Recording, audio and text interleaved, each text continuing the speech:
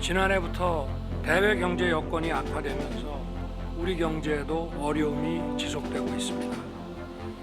이러한 위기 상황 속에서 무엇보다 중요한 것은 민생 안정입니다.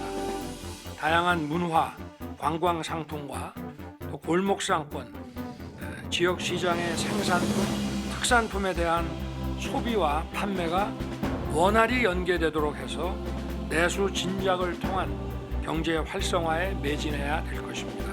저는 첫째도, 둘째도, 셋째도 민생이라고 말씀을 드렸습니다.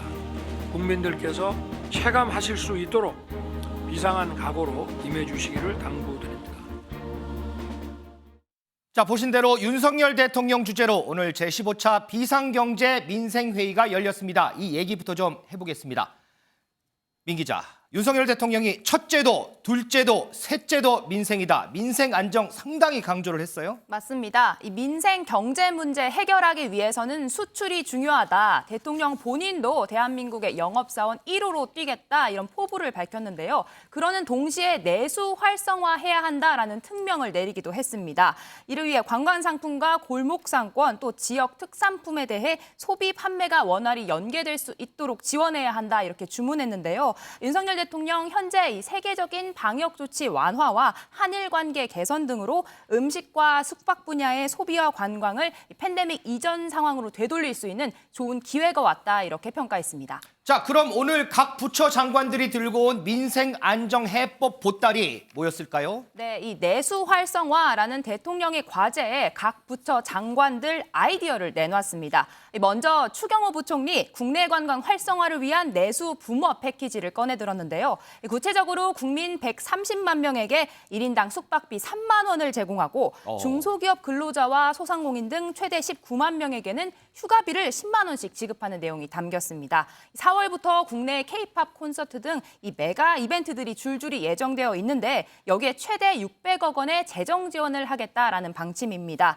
오늘 회의에는 이 경제부처 장관뿐 아니라 한동훈 법무부 장관도 함께했는데요. 이 한 장관은 외국인 관광객 1,000만 명을 목표로 22개 나라의 전자여행 허가제를 한시적으로 면제하겠다. 더 쉽게 한국 관광을 할 수 있게 하겠다. 또 중국과 동남아, 일본 등 국제항공 노선을 조속히 회복하겠다라고 밝혔습니다.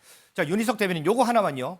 우리가 이제 내수 활성화하면 보통 유명 관광지 가서 이렇게 좀 즐기고 백화점 가서 쇼핑하고 대형마트 가고 이런 걸 생각하는데 이게 좀 골목 상권이나 우리 소상공인한테도 좀 많이 좀 미쳤으면 좋겠다는 생각이 들어요.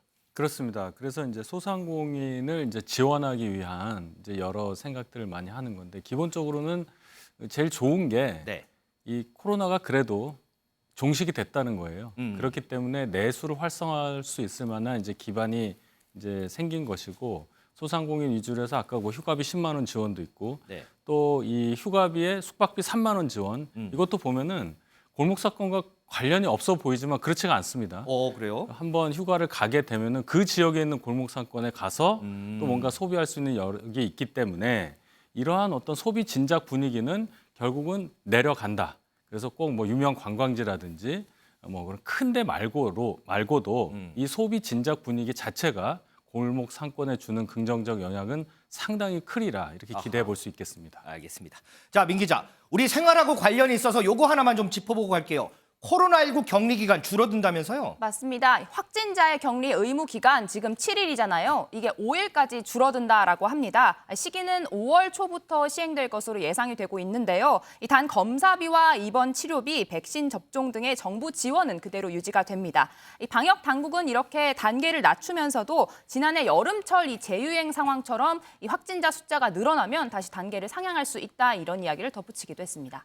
자, 이 격리 기간 단축 그리고 내수 활성화 정말 긴 터널의 끝에 이제 막 도달한 듯한 그런 느낌입니다.